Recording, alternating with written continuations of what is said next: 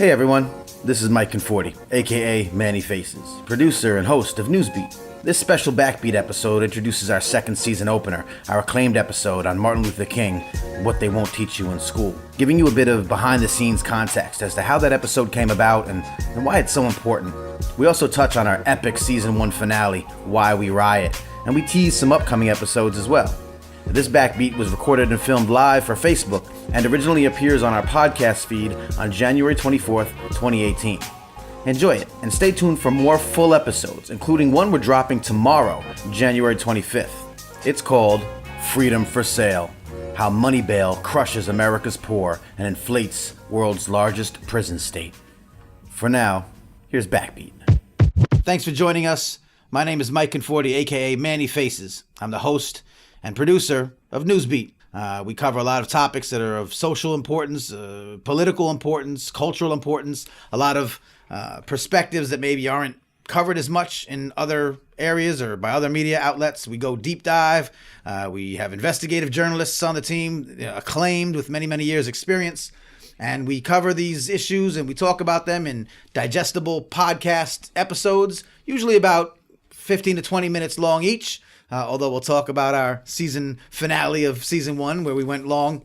All of these podcasts can be found wherever you get podcasts, Apple Podcasts, Google Play, Stitcher. We're on TuneIn now. And you can find out more about us and you can listen to all the episodes, or you can send us an email at our website, usnewsbeat.com, www.usnewsbeat.com. Once again, Manny Faces. I produce the episodes. These gentlemen here are our rocks, our foundation of these episodes. They're investigative journalists. They help script it. They help get all the interviews down pat. Christopher Tawarski, our acclaimed editor-in-chief, is right here to my right. And Rashid Mian is our managing editor right here to my left. What's up, everybody? What's up, gentlemen? How's everybody doing? Gentlemen, we're here talking about the season opener of Newsbeat, Season 2. This is the first episode of our second season. It's also a remix of sorts of the first episode of our first season. You want to let them know what we're talking about? Just a little backstory here. We dropped our inaugural episode January 2017. It was called MLK Jr. Unfinished Business, and we took a deep dive into sides of the civil rights pioneer that is not really taught much in textbooks. Most people probably don't know about, initiatives that he wanted to be his legacy. And at the heart of it was what's called the Poor People's Campaign. Most people know about MLK as the person who stated, "I have a dream," and delivered that speech in Washington. But in fact, it was the Poor People's Campaign that he wanted to be the heart of his legacy. In anticipation of MLK Day, on January 15th, we decided to revisit it. We have new voice in it, new structure, and we hope it opens people's eyes to a lot of these causes that don't get as much attention as they deserve. Yeah. Now, if you heard the episode, obviously, if you've already listened to our podcast and you've already listened to the first eight episodes, we have 8. Yeah, eight episodes. This is the first episode, so you might have heard it already, but we did smack it, flip it, and rub it down a little bit, give you a little bit new perspective. We added a very insightful addition to this episode. It was Larry Ham. Larry Ham is the chairman of the Newark, New Jersey-based People's Organization for Progress. People's Organization for Progress. He spoke to us for our season finale, Why We Riot, which we'll talk about as well. Larry Ham was just an amazing person to talk to. He went through this 1967 Newark Uprising, the rebellion in Newark, New Jersey, which was a focal point of the Why We Riot episode.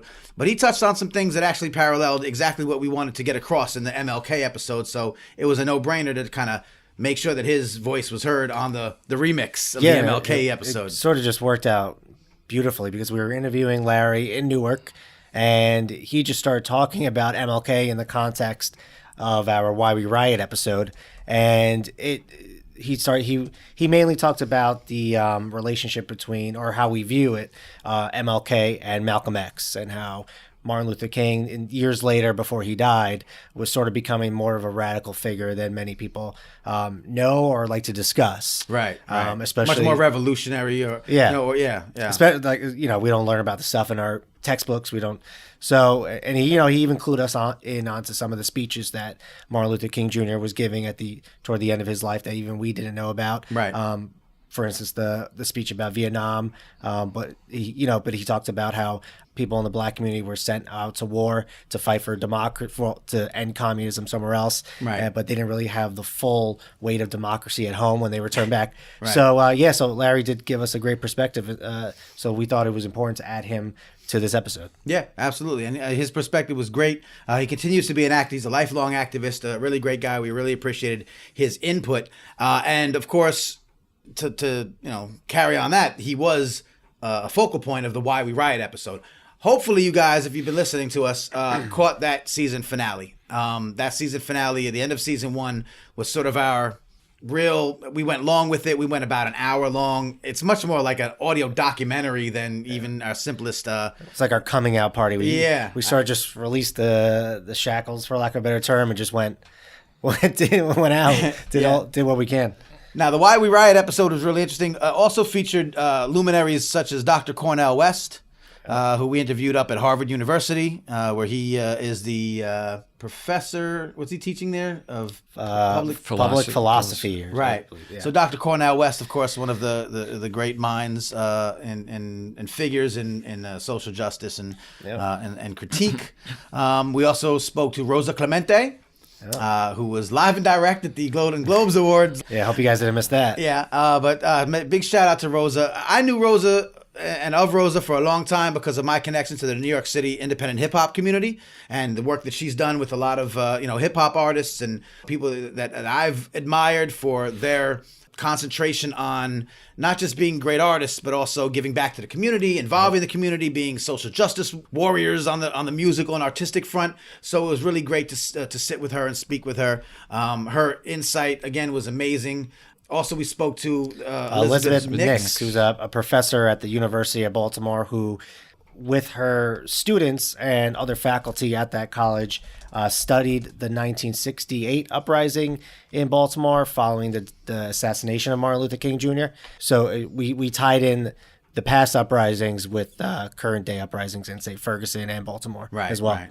So that's the kind of work we do. I guess most of you have probably listened to it, but it's very important to us, I think, to just try to get your attention if you haven't, or if you're coming across us for the first time. You might want to share this video, help us out, get people to get turned on to us a little bit. The work we're doing as journalists and myself as a musician, we're really trying to create this immersive experience where you learn about these topics and you hear from people that are giving you sort of the real deal. A lot of times you're not getting when you're just getting the cursory coverage from other outlets. So it's super important. We're honored and privileged, and we learn a ton ourselves when we're putting these stories together. You would agree? 100%. I mean, let's just take the MLK episode as an example. I had never heard of the Poor People's Campaign before. I don't know about you guys. Just a little background with that.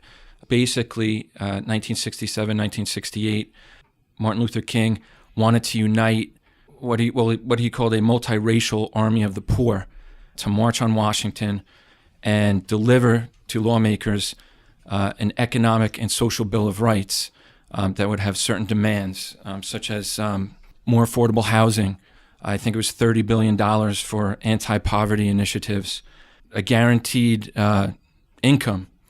And he was assassinated on April 4th, and the campaign moved forward in May and June of that year, and it culminated in over 3,000 poor people encamping on the National Mall. That shanty town, as he envisioned it, was called Resurrection City, and nothing before had been done like that. At that point in time, it was the largest mass gathering in Washington, D.C. It was really that campaign that he saw as his legacy. Rashad had mentioned his speech called Beyond Vietnam.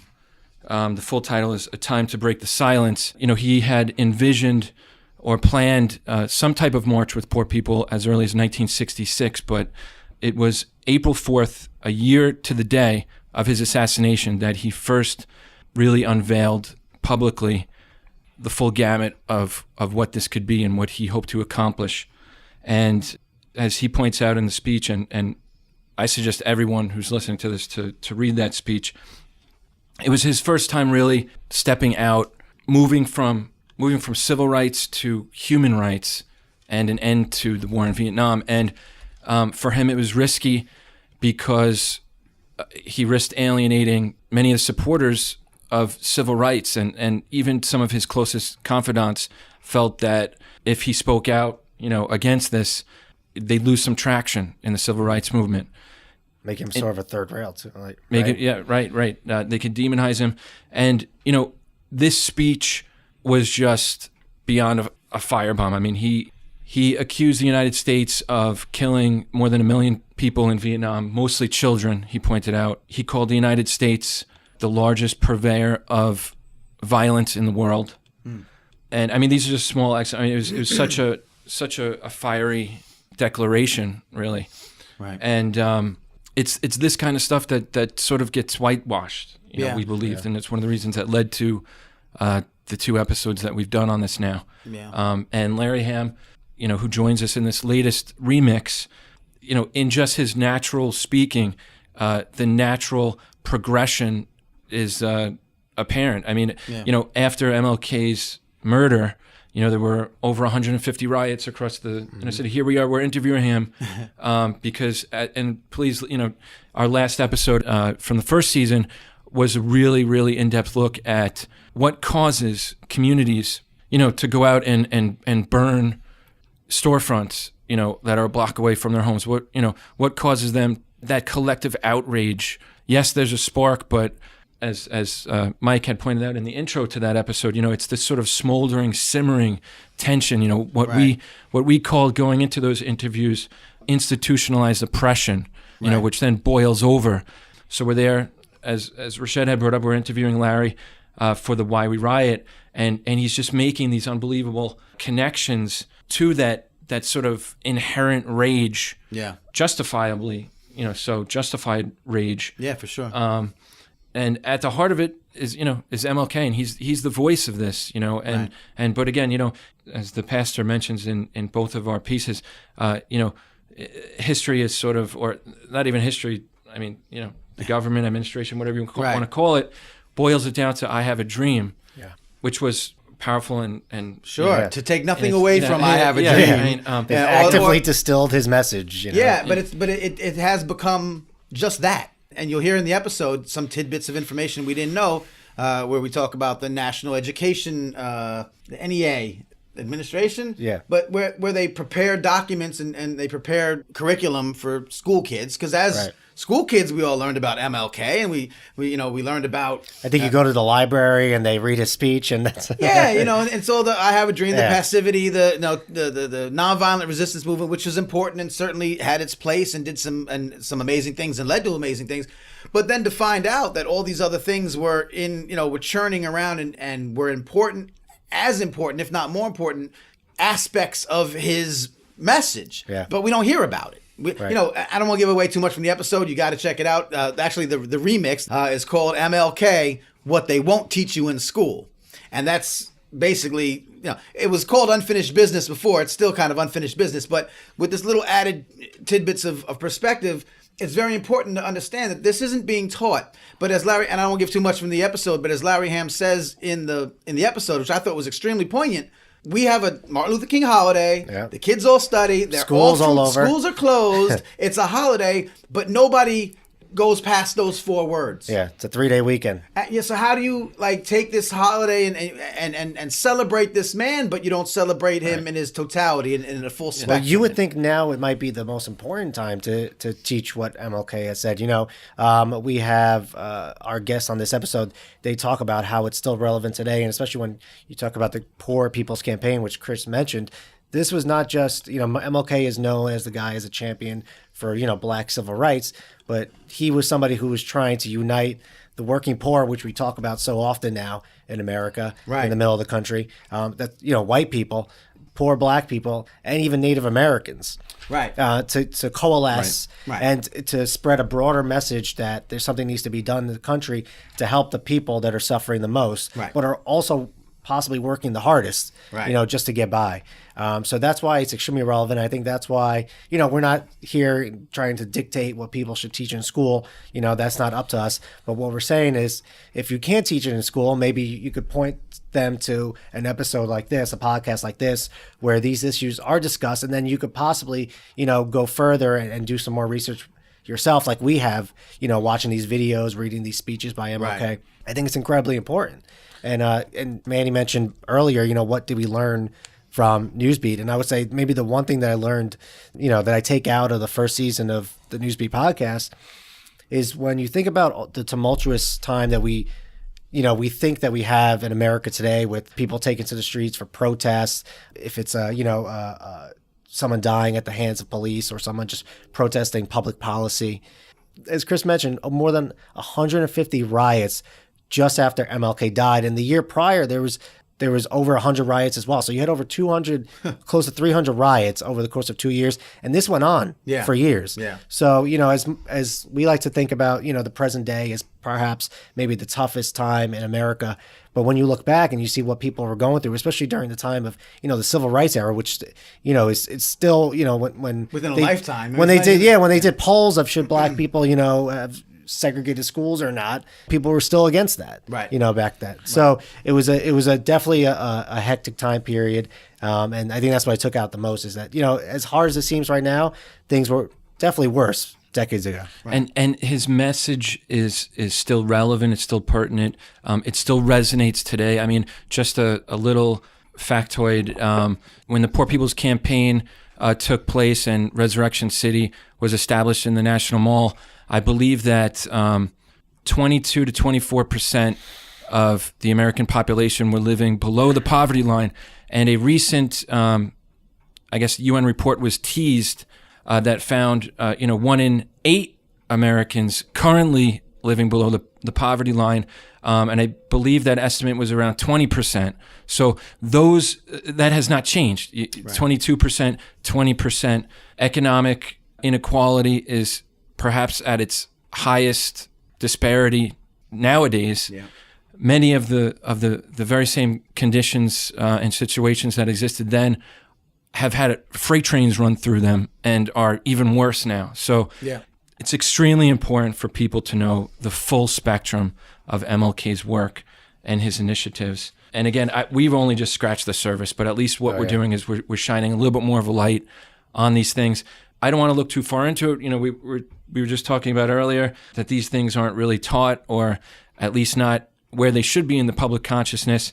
I recently, in preparation for January 15th, which would have been his 89th birthday, 50th anniversary of his murder, and 50th anniversary this year of the Poor People's Campaign, just went to what I believe was the government site about the National Day. They have lesson plans for grades from first through 12th. At least in the lesson plans I went through, there's no mention of all of this stuff. Right. So it's all about, I have a dream, to its credit, and there's nothing wrong with focusing on that work, on that message. Public service is the big big message they're pushing. The legacy, his legacy of public service, which is but you could also vastly important as well. But it's also, it maybe does a disservice because then you see people co-opt the message of Martin Luther King, saying, but he was a man of peace.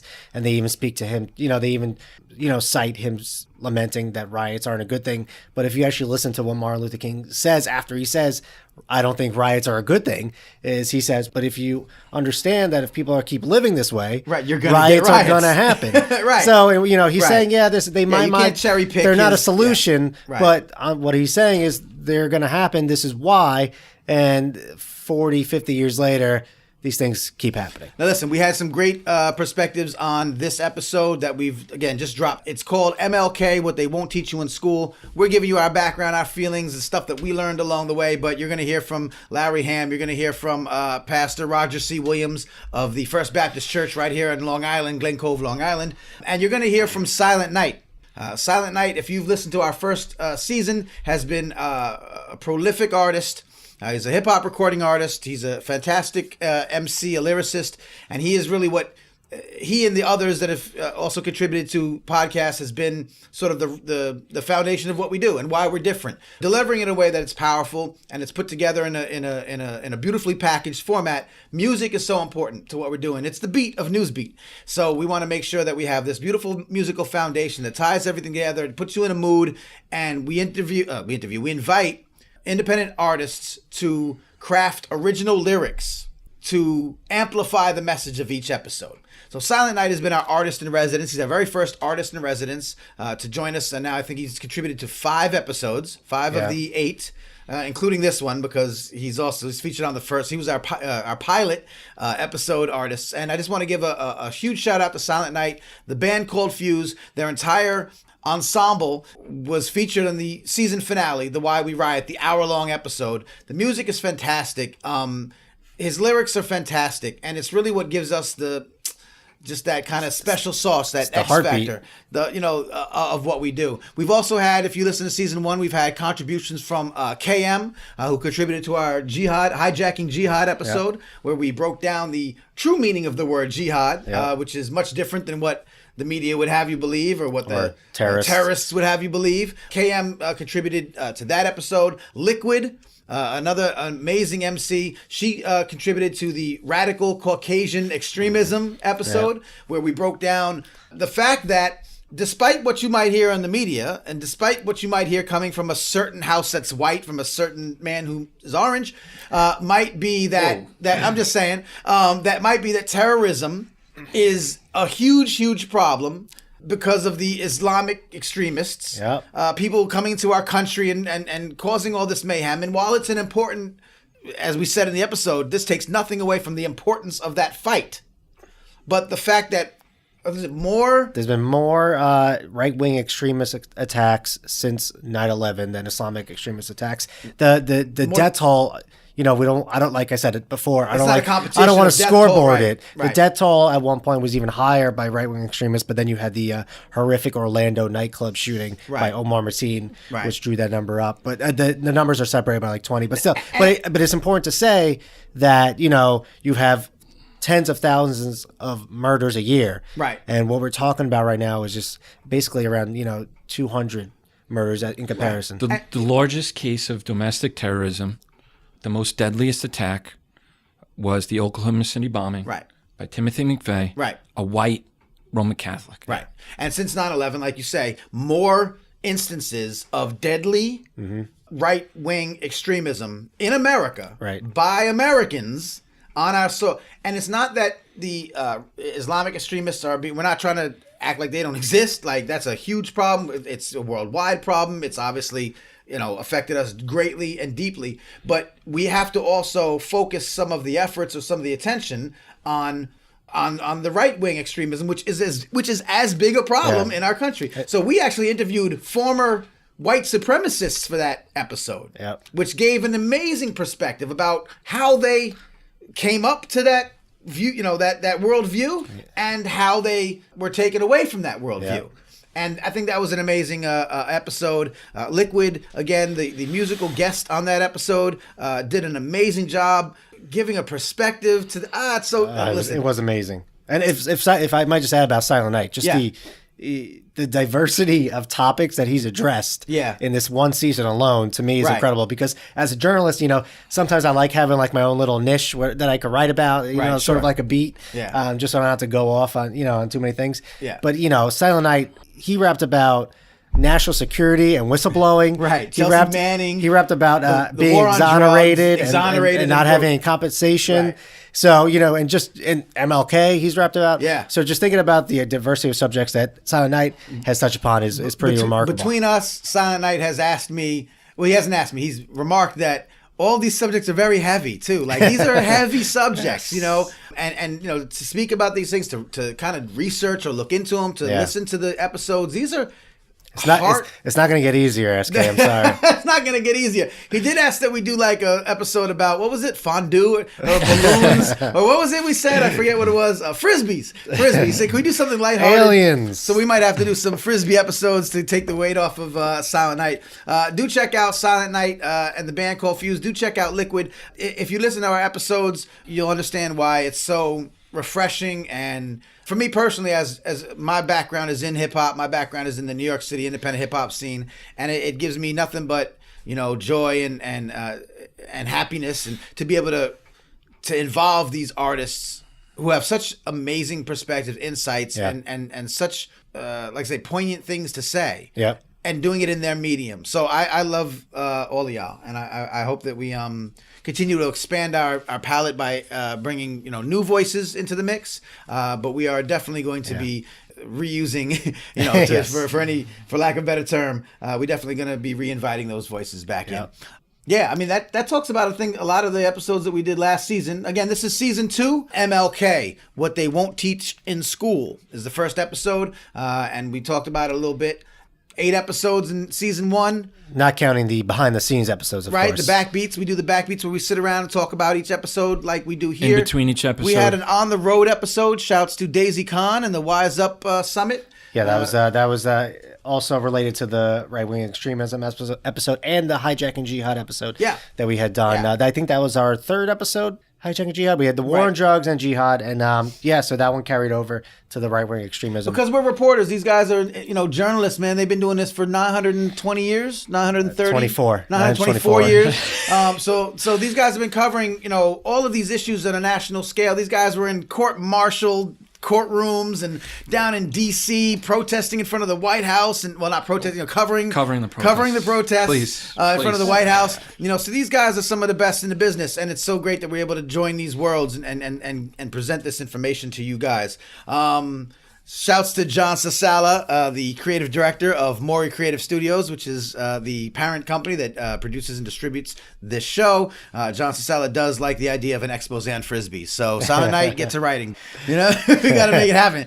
Shout out to Jed coming up with this formula. And absolutely. And of course, since we're setting up Maury Creative Studios, Jed Maury, the founder of Maury Creative Studios, formerly Maury Publishing, formerly we had the Long Island Press was in our arsenal, and the executive producer and grand poobah behind Newsbeat. So Maury Creative Studios is really interesting. If you have a business, if you're looking for some digital marketing, sales fulfillment, we're a HubSpot partner agency. If you know what any of those things mean, then it's of interest to you. You might want to check out MauryCreative.com for web design, for sales and marketing fulfillment on the digital side. Really amazing stuff that we do with big companies to make them even bigger. So if you have a company, you want to be bigger, and you need to get that digital thing all worked out, check them out. Once again, shout outs to all of them. What's coming up?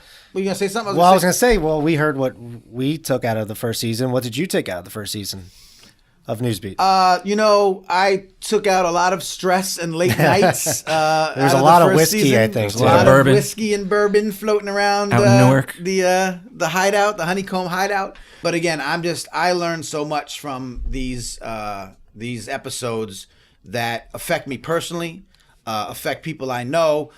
We get to meet people like Alan Newton, the exoneree featured in the Exonerated and Broke episode. I know people, obviously we all, have some connections to people who have gone through the criminal justice system. We have more episodes focused on the injustices in the criminal. We should call it the criminal injustice system. That might be a whole series. I don't even know if that's not patent. I'm about to get that www.criminalinjusticesystem, and it's mine. It just seems every time we look into something new, we shake our heads and hit our heads against the wall. So I learned these things because we know about them. And again, in the Exonerated episode, if you haven't caught it, if you're in jail for decades for a crime you didn't commit, you finally get exonerated. DNA clears you. You've been fighting for years. You get released. In a lot of cases, maybe most, you don't get a dime of compensation. You don't get compensated from the government. You don't get compensated from the district attorneys who may have railroaded you, who may have forced a false confession out of you. And it's all proven because you might actually confess to a crime you didn't commit, get locked up for 30 years, because they forced you into it. Sometimes you'll get compensated less than the minimum wage of a certain state. Right. Yeah. So you get out with not a dime to your name, and you got all these years robbed from you, and that's a huge, huge injustice. And it happens more often than not, and I didn't know that. Every time every time now that I see someone has been exonerated and is getting released from prison, you sort of want to be happy for them, but now I'm thinking, man, the road ahead. What are they going to do now? You know? So meeting Alan Newton face to face and hearing his story like 2 feet from me, just gave me that added, touch of humanity to be able to tell these stories and craft that musical, because that's my job, right? I got to make you feel it, right? You guys are gonna the voices can tell the story better than we can. No one can break it down like Dr. Cornel West. I mean, no one can break it down like Alan Newton, who actually went through that. Johan Hari in the War on Drugs episode, the research, the story he tells, how Billie Holiday was at the crux of the birth of the War on Drugs. That was just undercover agents sent in to watch Billie Holiday and see what she was doing, what drugs she may or may not have been taking. Like, who shot heroin with her, and she was chained to her deathbed. Right. So you hear about like Billie Holiday being targeted by the government to start the War on Drugs, which has been ongoing and ineffective and racist by its nature. Which the second wave of just got relaunched last week. Right. So, and you see it coming up in the news. That's what I love about these. You know what? That's what I take away the most. That a lot of the stuff we cover pops back in the news. It's evergreen. The stories are all have always been there. Yeah. But it's an insidious cycle, though. Right. We don't want it to keep happening. No. But it does. We don't want to be like, well, Jeff Sessions just did this, so maybe you should check out our War on Drugs episode, because it gives you the background and the perspective. So that's what I got out of the first season. That's how much of this is sadly still a fabric of our society that just doesn't get its due. You know what I mean? So I'm going to say one thing. I want to give a shout to Miss Annette. She's someone that works with my daughter. She brought up a point and said, well, what are you guys doing to make sure that it's not just teaching, saying these things, putting things together? Because action is important. Yep. Right? So I know that by having these conversations, doing the Facebook Lives, doing the backbeats, the added insight that we try to give does, I hope, would inspire action. So my call to second season, people who are just catching us now, is not just listen to the episodes, because I know that I think it was Roberto De Jesus. Shouts to Roberto, a friend of mine on Facebook, Supreme Bars, New York City hip hop, says to me, I just listened to your episode, and I don't know if I should be screaming in rage, crying in a corner, or going out and running for office. Yeah. That's what all three of those things. All three of those things, bro. Do all those things, because that's what I think has to come from what we're doing. We need to see action. Everyone we interview has an organization or is doing this kind of work. Larry Ham with the People's Organization for Progress. All these, you can go and you can actually help. Or the Innocence Project, or we donate. got Money Bail coming up. What's the Brooklyn Bail Community Fund? Right. So let's say that's what I would hope would come out of all this, is that it's given me a greater sense of understanding of these issues. Whereas I think, I'm in touch with, I'm type woke. I know some of these things that are happening, but now I'm learning even more. When I sit and listen to Rosa Clemente talk about Puerto Rico, or Nelson Dennis talk about the history of Puerto Rico, economics. Listen, I just want to scream from the rooftops and say, this is unfair. This is not right. So what are we going to do now to try and affect change? So hopefully, I would hope our episodes inspire people to get involved. Right? And I would say that right off the bat, help spread the word. We always try to include these all important groups. Life After Hate, we brought up earlier. The former extremists. Including the links in the stories. But it's a great point.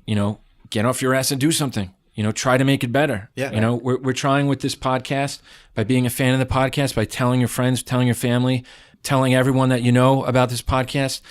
They may listen to an episode and find something a little different than the last person, who may then tell somebody who goes and does something else. It's a ripple effect. It's a chain effect, and it starts with you. I take great pride. I think everyone here in this room takes great pride of this podcast. We're trying to change things, we're trying to make things better, trying to have an impact through investigative journalism and music. The music here is such a critical element of what we're doing here. The music itself becomes a vehicle for the truth. Rashad and I worked for many years at the Long Island Press, and we could work months on stories, and you hit publish, and maybe it gets somebody fired. Maybe it cleans up a waste plant. Maybe, it takes down the second in command of the local cops. Hypothetically. hypothetically, although we Or did in all those reality. things Or and even more. realistically. But sometimes you're a little dismayed when that story you worked months on, it's just sitting there, and a story about Justin Bieber's new tattoo is going viral, or Right. Kim Kardashian's exterior operation. Nice way to put it. The music, though, it sort of transcends all that stuff in a way that many of these songs we've been lucky enough to, and artists we've been privileged enough to work with, these things are catchy. These things, I call them infectious, when I described them once to someone. Yeah. And next thing you know, you're humming the melody written from the perspective of somebody who spent 30 years in prison for sexual crimes that they did not commit, only to come out and find that their life is freaking crushed in general because they just spent the last 30 years of their life in prison. And that's a great. That's a great point. As a hip hop guy, I hear all you hip hop people talk about the lack of, importance or substance or consciousness in hip hop. Well, listen, ain't nobody giving you consciousness and substance in hip hop more than Newsbeat podcast. All right, we're up there with all the best. So this is a real opportunity to use hip hop, to use rap in a constructive manner that no other genre of music, and probably no other genre, no literature, maybe slam poetry that can give you that kind of feeling. But hip hop is made for this. Hip hop is made to be Hip hop's always been journalism, to be honest. So we're using that in the most beneficial, I'm gonna say positive. It's not a positive thing, but impactful, compelling way possible. So this is what hip hop grown up sounds like. So once again, thank you to all the artists and to the musicians who have contributed. We have many more coming up. We actually have a few episodes that are in the works right now. Let's tease a little bit, and then we'll let people go ahead with their lives. Let's talk a little bit about Money Bail. We obviously don't want to give up too much, but again, criminal injustice issues. It's a criminal injustice system. It's looking at it's something that you read about in the newspapers and you hear about all the time. Someone gets arrested, they get arraigned. It's like clockwork. A judge imposes some sort of bail, which is usually really expensive that a normal person cannot even afford. And then they're stuck in jail until their trial because they can't pay it. Right. So you'll learn more about that and the injustices and potential constitutionality of that system. Yeah. And then after that, we have also a look at the so-called freedom of the press in the United States of America and what that's all about. The fight for the freedom of the press. Yeah. Obviously, the press media has been in the media. News has been in the news a lot lately for many reasons. Well, the news likes to talk about the news, but also there's also a certain guy that you say is orange that lives in a house that's white and on a block that's named after a state. Right. We started a Puerto Rico episode. And maybe after our first episode, we started digging into it. Last summer, right? And last summer. And, then the hurricane came. So now we've been taking a little bit more time. Obviously, the story has changed a little bit, but I guarantee 100% that when this episode comes out, this is not something you're going to, even see on the quote, alternative news, progressive news, liberal, whatever, however you want to call it. Yeah. This is a forensic look at exactly what Puerto Rico has been, is, and the plight that the Puerto Rican people have been stuck in far longer before than this hurricane wrought this untold devastation on the island. So that's another one we're working on. We're taking our time with this one. We have to take our time with it. It's unfortunately, it's changing and ongoing and just a bleak situation altogether. So that's everything we've been covering has been stuff that then rears its head. So we're, I don't know, say how good we are at calling these things or speaking about these things, but we're focusing on social, cultural, political, issues that are super important and just don't quite get. Our tagline our tagline is we take an unconventional look at conventional wisdom. And I think that sums it up great because it's what everyone thinks or hears or believes or understands. And then we're like, wait a minute, there's more to this picture. And we do it in a way that I think is compelling and entertaining in an edutainment kind of way. So, Money Bail, freedom of the press, Puerto Rico, some of the upcoming topics of Yeah, season and send 2. us send them some tips if you guys have a story idea that you think we need to look into. I mean, Moneyball came about me reading one article in the New York Times that wasn't even about Moneyball, but it was just like a paragraph in that story. I was like, holy crap. Right, and I actually knew someone from a different angle because of the Khalif Browder story. Yeah, exactly. And of course, Bale played a tragic part of that story. Right. So yeah, if you guys have any ideas or issues or things that you maybe have come across, frisbees, fondue, other things that start with the letter F, we could put together an episode. But serious floaters, serious issues that you might think are worthy of our attention, we're down for that. Although our list is quite long of things that we're already working on. One thing I want to mention too is so you can download and subscribe anywhere you get your favorite podcasts. What I also want to ask is that if you dig us, if there was something about a particular episode that really touched you, tell us about it. Go to, write a review. Write it right there in Apple Podcasts.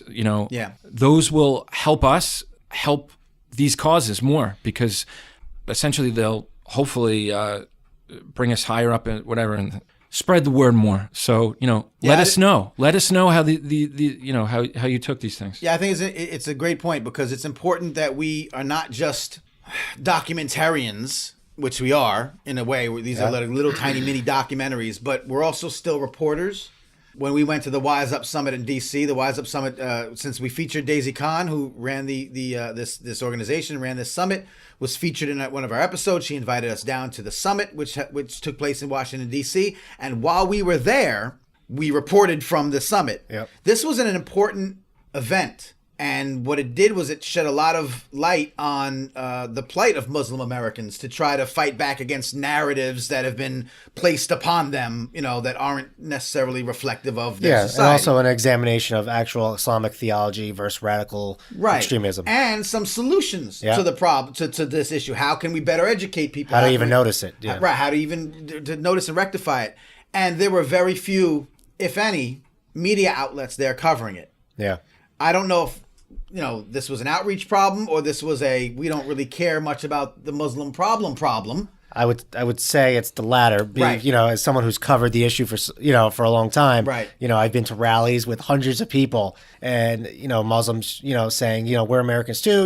Right. And we denounce all. We want you to understand us a little better. Right. And then nobody covers it, but then there's a horrific attack maybe, or somebody gets arrested for something. Right. And the media is all over it. Right. Same thing with people of color. Same thing with other marginalized groups that don't get that kind of. They don't have that voice and that kind. So what I'm saying is, I agree.